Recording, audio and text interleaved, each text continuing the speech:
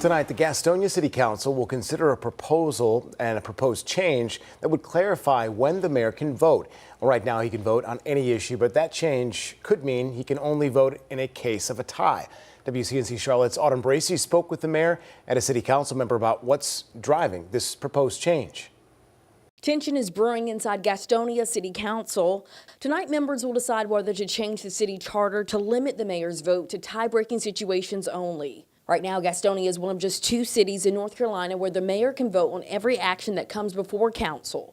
Councilwoman Danielle Barber tells me she supports this change. Mayors did not typically vote.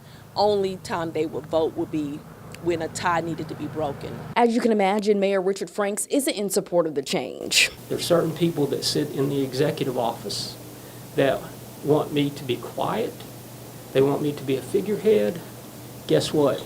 There is nothing that they can do to me that will keep me from doing the mission of the business of the citizens of Gastonia. Councilwoman Barber says the mayor's main job is to run the meeting, and she believes the current setup hasn't worked smoothly.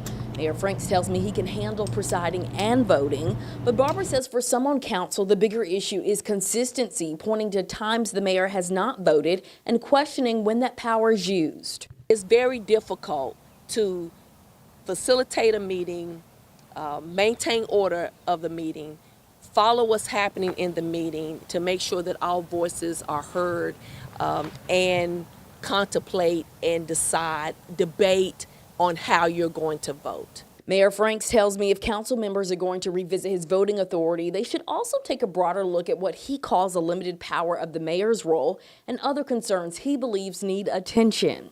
If you're going to change things, why don't you let me be like the rest of the leaders in this county and let me set the agenda, which is what every other municipality in this city does, or in this county does. Right now, the city manager is responsible for setting the city's agenda. He feels it's a personal, it's personal towards him, where it's not personal towards him. This will be for, until the charter ever changes again, it will be for any mayor, for any person. This is relevant to the seat of the mayor, not to the person. Mayor Franks says if the council decides to strip his full voting authority, he believes the change shouldn't take effect until the next mayor takes office. He says this timeline for when that change would start would have to be decided by the council at a later date. In Gastonia, Autumn Bracey, WCNC Charlotte.